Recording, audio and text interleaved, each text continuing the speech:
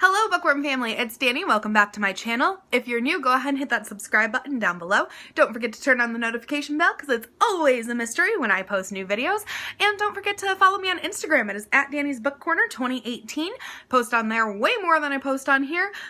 So if you like full-length book reviews and pictures of books and like sassy little memes, that's the place to go. So June was a great reading month for me. My recital, if you guys have not been here before, I'm a dance teacher and my dance recital was on June 15th. So since then I've been on summer break, which is awesome. I also decided at that last recital that it's my retirement from being a dancer. Not a dance teacher. I will probably always be a dance teacher. I love teaching dance. I also work at my aunt's shop, so I have two jobs.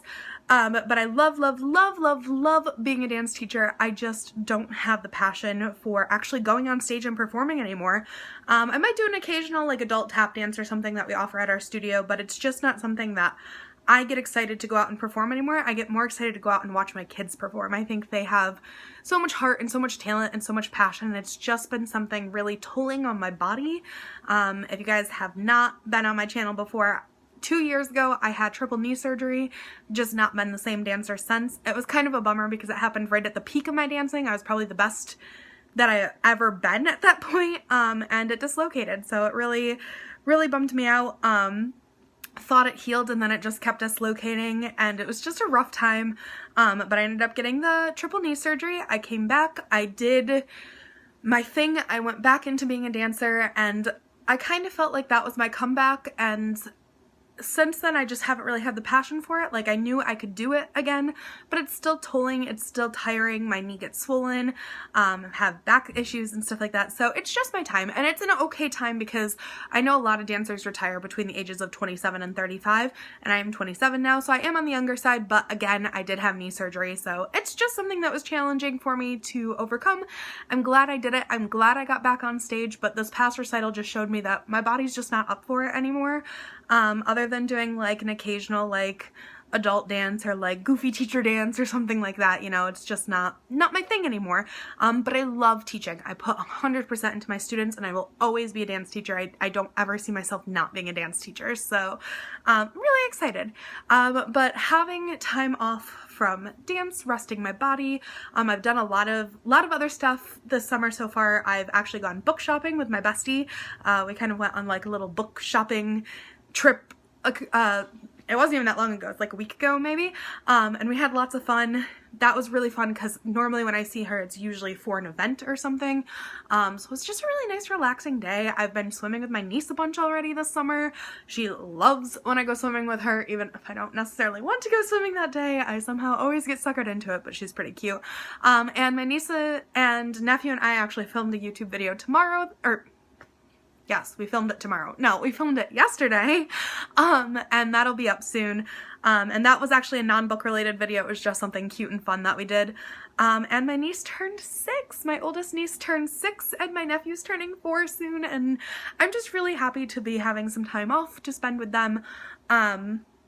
But also, I do go back to teaching for 5 weeks over the summer in the month of July, but it's still not even a tolling schedule.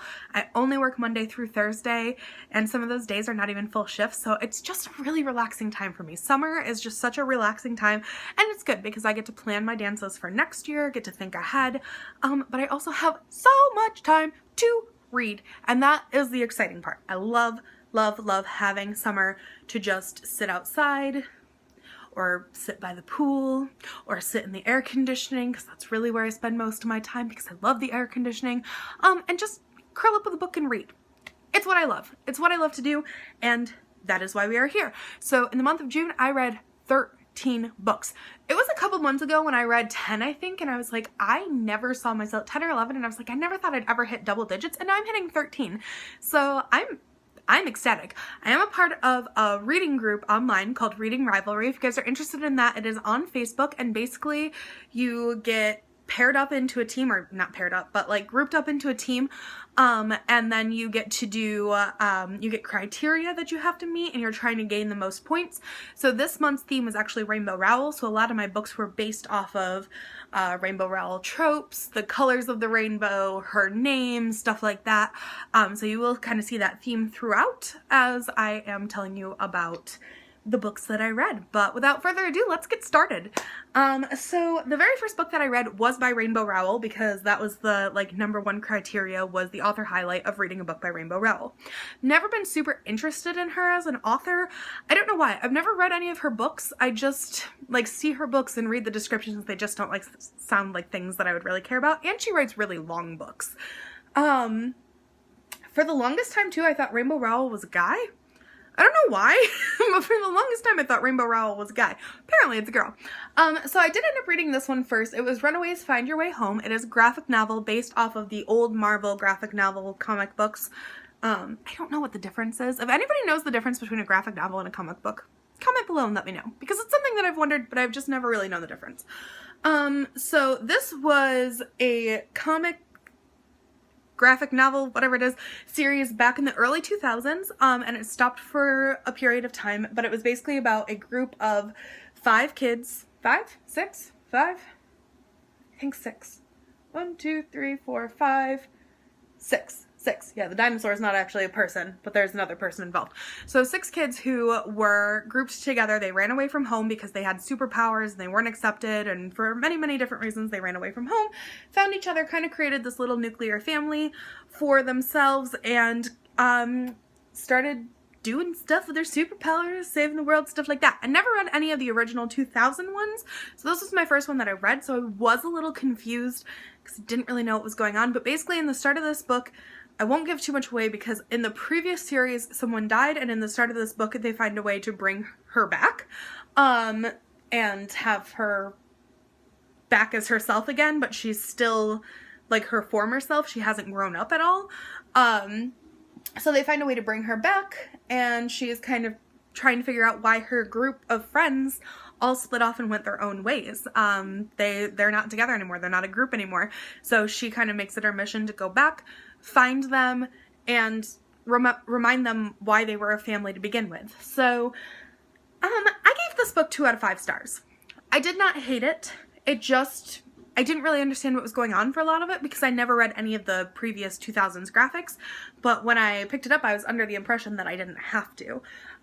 So I do love Marvel. I love the kind of X-Men vibe that this brings.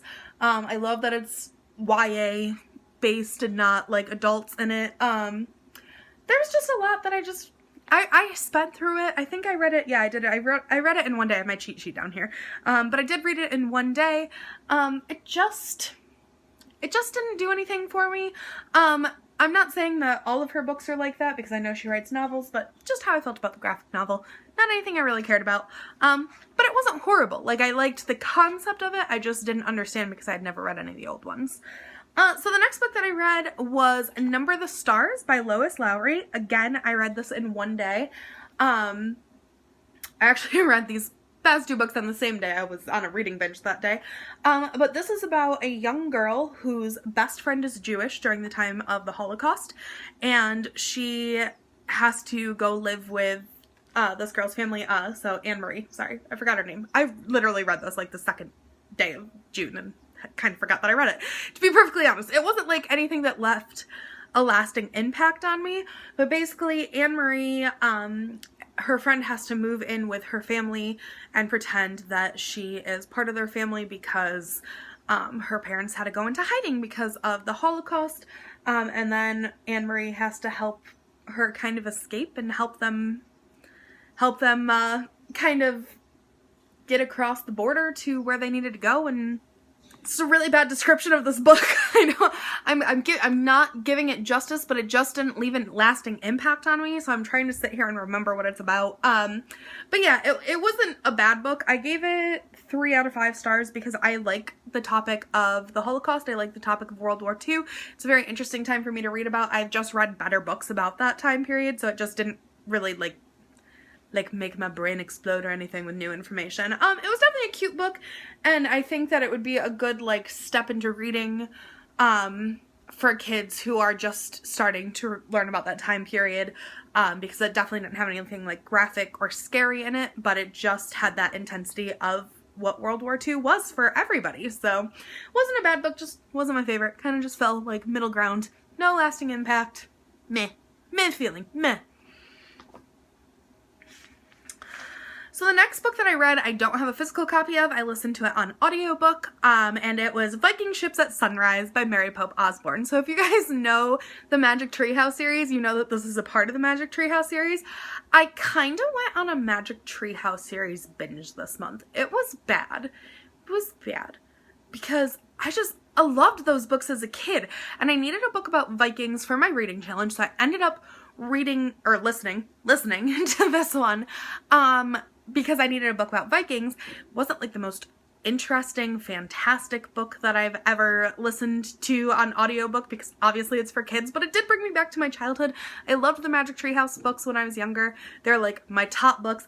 I gave this one a 3 out of 5 stars, just like, I think I gave it an extra star for nostalgia because, like, I didn't really care much about the topic of Vikings or anything.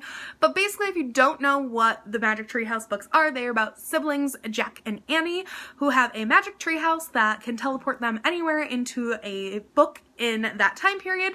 So in this specific one, they go to, where did they go? They went to a time when Vikings terrorized the coast of Ireland. That's what I wrote down here.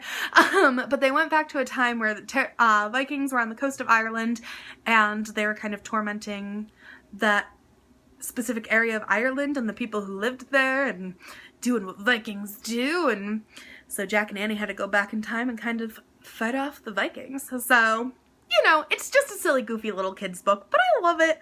I love it, and I did count it as part of my reading because it was over 50 pages. It's actually 73 pages, so, like, really long book. Really long book.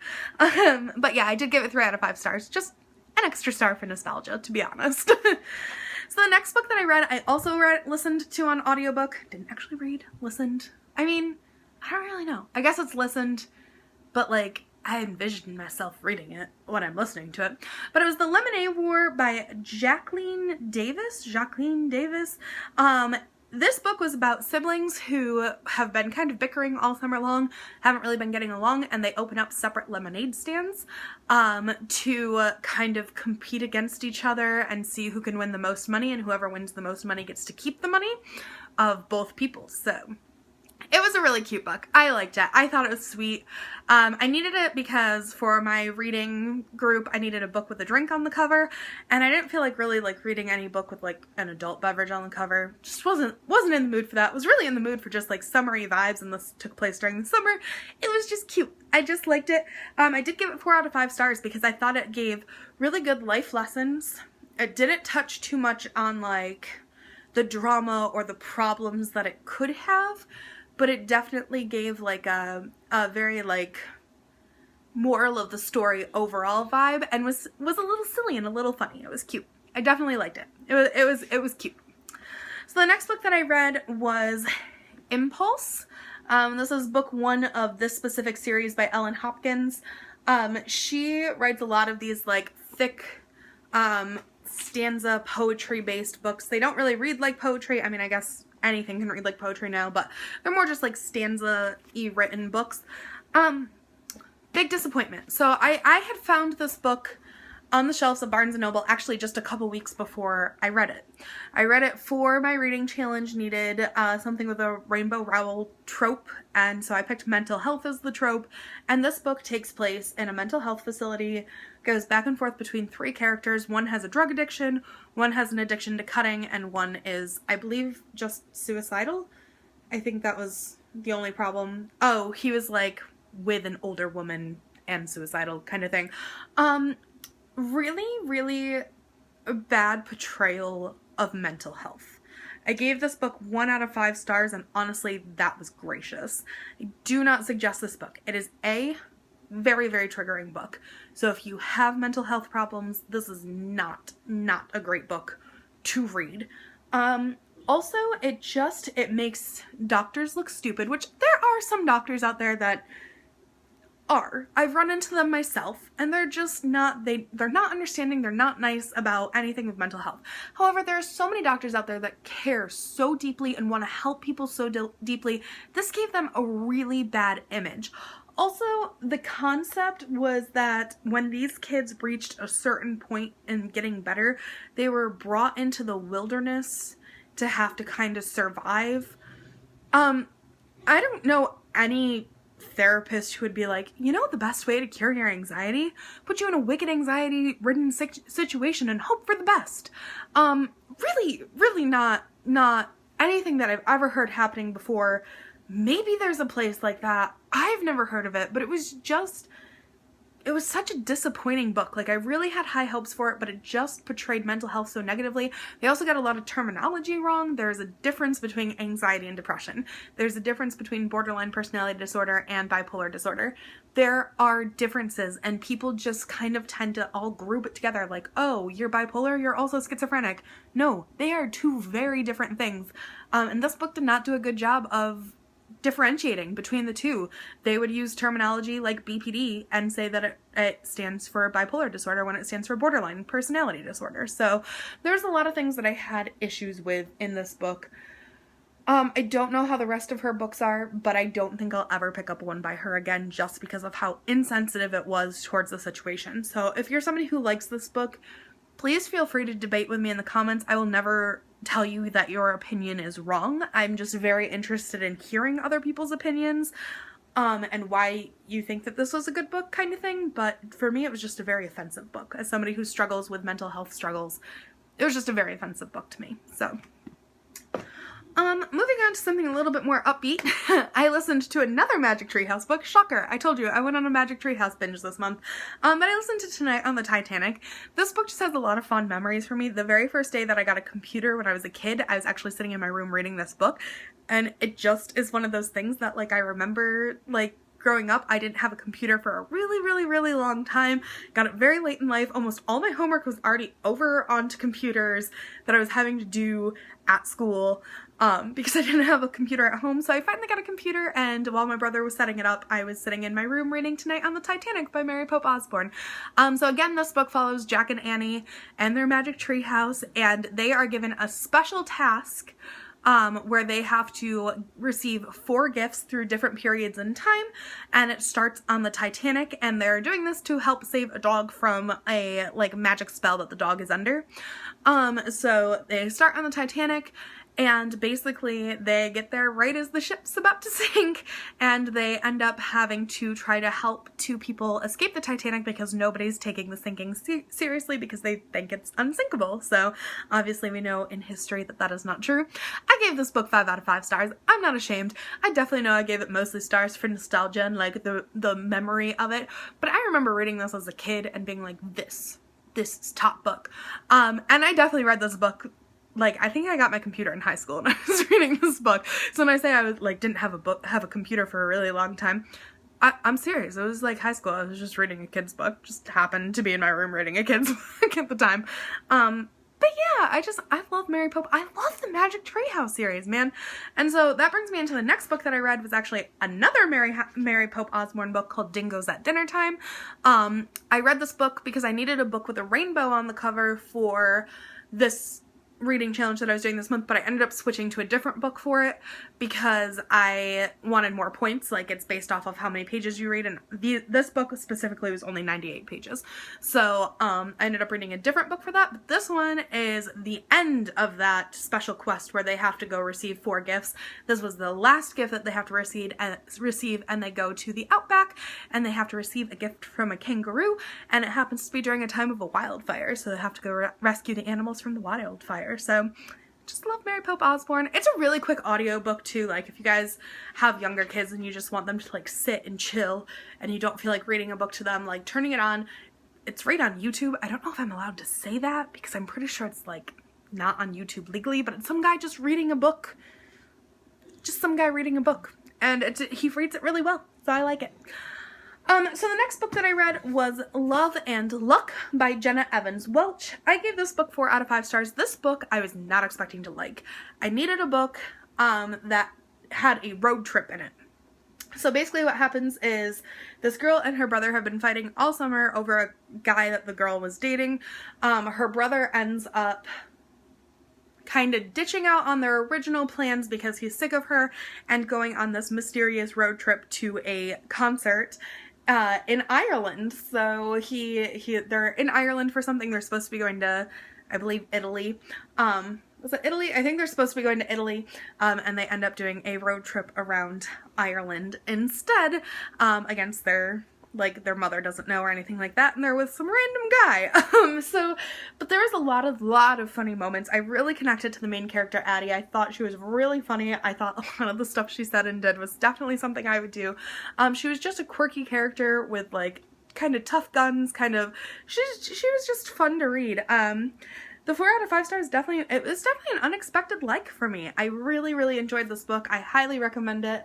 It wasn't like quite a 5-star read for me because I'm just not a romancy person, and there wasn't like anything like super like whew in it that like really got me excited, but it was just a really cute, easy, fun book to read. So recommended for any of you who like a good silly semi-romance. It wasn't really a romance, but I like semi-romance. So the next book I read was Gathering Blue by Lois Lowry. I listened to this on audiobook, but then ended up reading the last chapters myself, because I listened to the audiobook on YouTube and they didn't have all the chapters, so I had to read the last 2 chapters by myself, which is fine. But I did end up listening to this book. It took me 7 hours to rearrange my room, so I ended up listening to this book for that 7 hours, and then finished reading it after my room was done. Finished it in a day. This is the second book of the Giver series. So there's 4 books in the Giver series. Takes place in the same time period.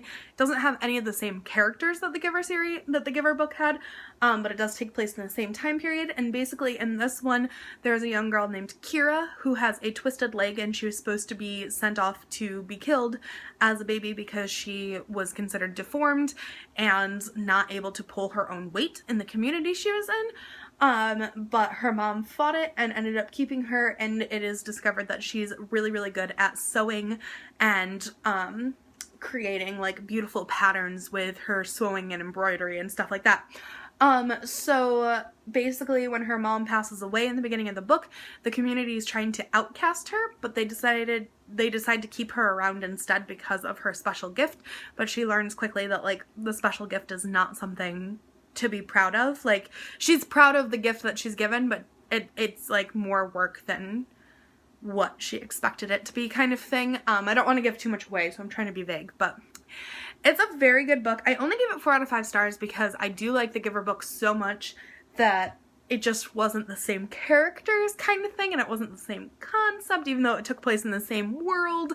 So I didn't give it 5 stars, I gave it 4 out of 5 stars, but it was still a really good book, and I actually really enjoyed listening to it because I'm not interested in like sewing or embroidering or anything like that, so I feel like for me to actually be motivated to pick it up and read it would have been a lot of effort, but it was a nice little, like, while I was organizing my room, thing to listen to and kind of move forward on the series, because the next book in the series and the one after that I'm really excited for, but this one was kind of like a halting point for me where I didn't want to go on because this book didn't sound that interesting.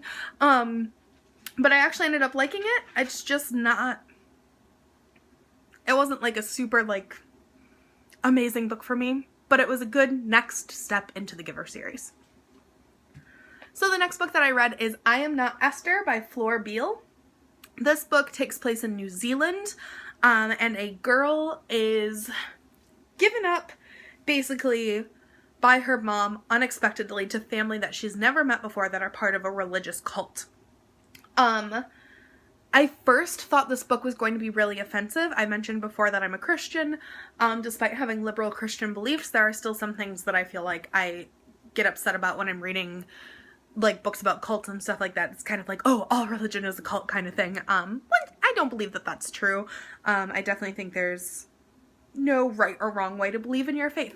However, this book did not offend me. It was really good. I gave it 4 out of 5 stars. I used this book on my reading challenge as a book with a deceptive cover because I didn't really get like cult vibes from the cover, and my mom actually picked it off my bookshelf and was like, you should read this. Like, she had never read it before. She was just like, this sounds creepy and you should read this. Yeah,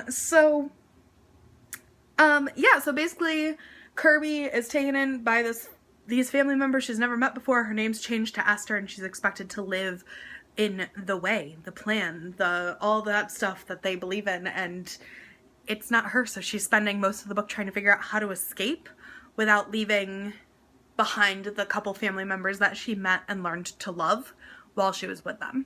Really good book, very interesting. I just didn't give it 5 out of 5 stars because the ending, there was just so much going on at the ending. I'm like, you could have cut out half this plot and it still would have been a good book.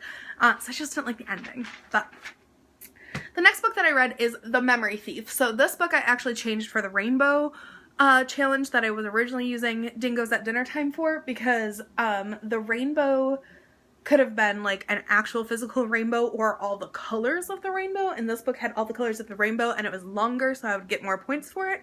So this is The Memory Thief by Bryce Moore. Literally found this at Barnes & Noble clearance shelf one day and just picked it up and started like reading it because I just thought, okay, whatever, like it's got all the colors of the rainbow, would get me more points. So basically it's about a boy and his sister, or his twin sister, and their parents do nothing but fight, so he goes off at the fair one day and he runs into a guy who can steal memories and give memories and kind of take away the memories of bad events, but he strongly suggests not to do that to Benji. So the sister ends up going off on her own and running into a different person who can do this ability of stealing and giving memories, and she ends up taking away the memory that the sister has a twin brother. So the sister does not remember having a twin brother at all. So Benji kind of makes it his mission, and in the process he is actually given the power to do this to people's memories, and he gets himself into quite a whirlwind of trouble when he is given this power. And the whole town is kind of in trouble because this person is going around and stealing memories. I gave this book 2 out of 5 stars. It wasn't the most interesting book I ever read. There's a lot of moments when I went to go read it and I was kind of just like, I don't want to read the next chapter kind of thing. But it also was not horrible. Like, I thought that the plot line was pretty good. It just wasn't, like, I don't know. It just wasn't doing anything for me. But yeah, it gave me more points, so I finished reading it. And I do have a goal to not DNF any book this year. Probably would have DNF'd this. I probably would have DNF'd a lot of books this year. But I have a goal to not DNF anything. So that is that.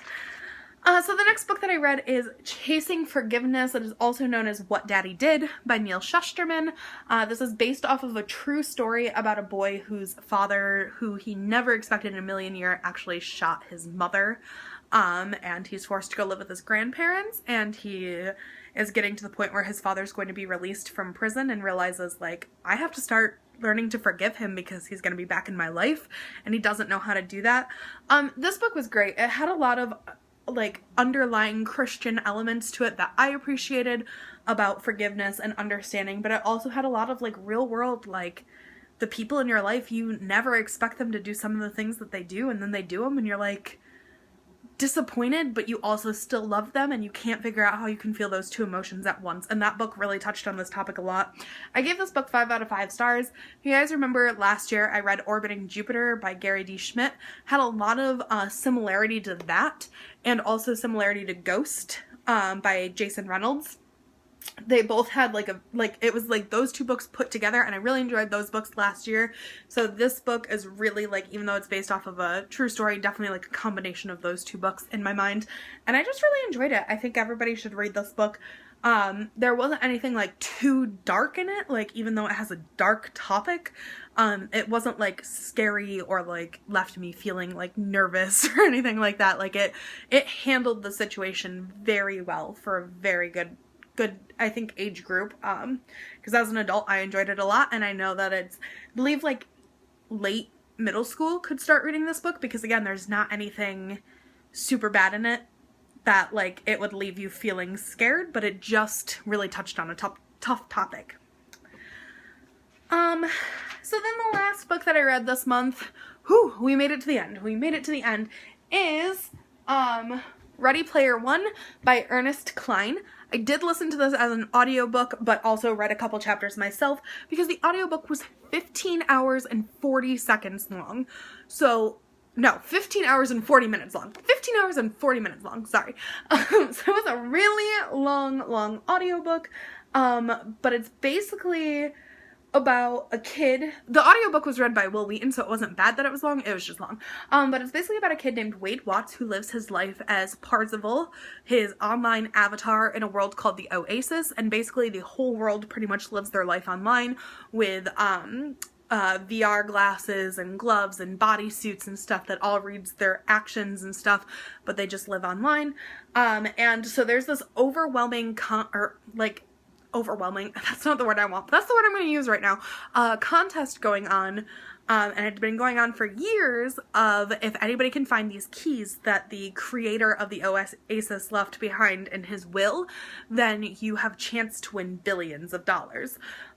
So he actually finds the first key out of 3, and he instantly becomes famous. He is instantly bombarded with money after living as a poor person his whole life, but he also learns that there's a lot of danger in it, and people start coming after him and the other people who are finding the key.